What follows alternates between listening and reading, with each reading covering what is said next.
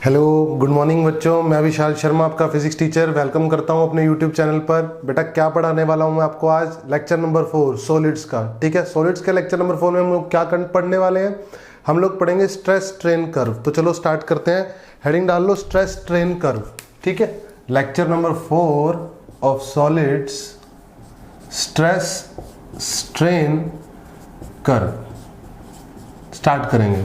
ठीक है, सबसे पहली बात बेटा, हम कहते हैं कि मैंने एक वायर है ना, एक वायर में मैंने डिफॉर्मिंग फोर्स लगाया तो क्या होगा, पहले आपको थोड़ा सा समझा देता हूँ, फिर स्टेप बाय स्टेप फिर से समझाऊंगा। ठीक है, चलो स्टार्ट करता हूँ।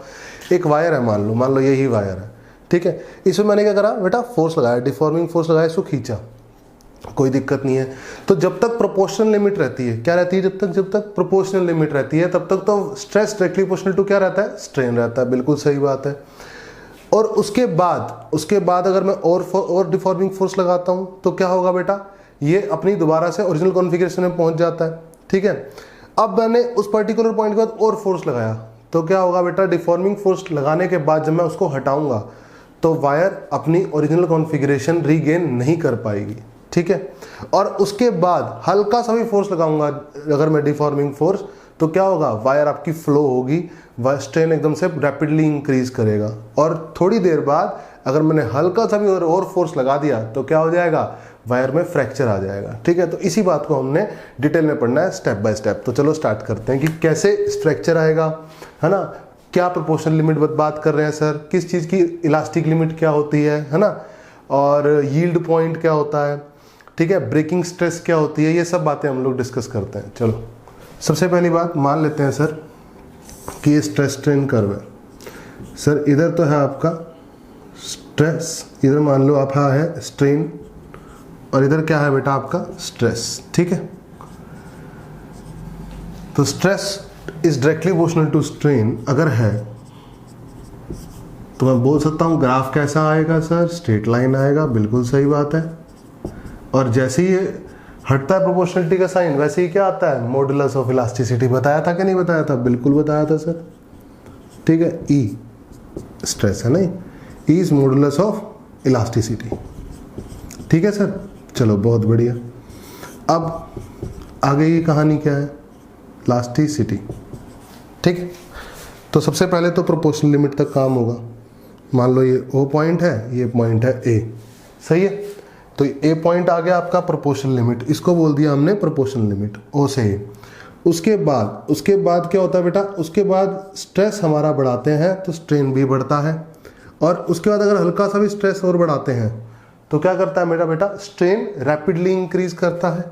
और फिर स्ट्रेस अगर और बढ़ाते हैं तो एक पॉइंट पे आके जब मैक्सिमम स्ट्रेस की वैल्यू हो जाती है, इसके बाद वायर अपने आप फ्लो करती है और किसी पर्टिकुलर पॉइंट पे आके रप्चर हो जाती है। ठीक है, तो ये पॉइंट हो गया ए सर, ये पॉइंट हो गया बी सर, ये पॉइंट हो गया सी, ये पॉइंट हो गया डी, और ये पॉइंट हो गया ई।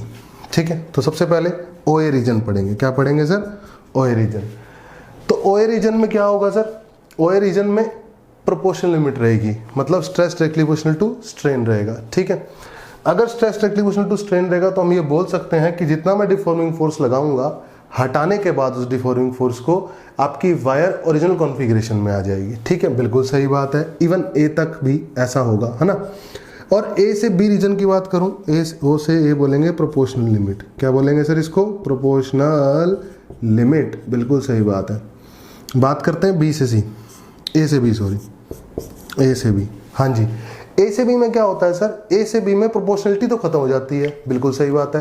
अब प्रोपोर्शनल नहीं रहेगा स्ट्रेस, मतलब stress is not proportional to strain in region A B, लेकिन इलास्टिसिटी अभी खत्म नहीं होती है। ठीक है, तो यहां पर इस पर्टिकुलर पॉइंट पर बी पॉइंट से अगर मैं आगे और डिफॉर्मिंग फोर्स लगाता हूं तब इलास्टिसिटी खत्म होती है। तो ए आपका जो बी पॉइंट है, B is elastic limit. B क्या है बेटा, B is point of elastic limit.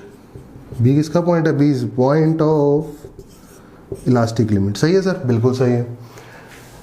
ओ से ए समझ में आया, ए से बी समझ में आया। चलो बी से सी पढ़ते हैं। बी से सी में क्या है सर, बी से सी में आपके स्ट्रेस के मुकाबले स्ट्रेन रैपिडली इंक्रीज करता है ना, तो लिख लेंगे हम B to C, in comparison to stress, in comparison to stress strain increases much more rapidly, strain increases much more rapidly।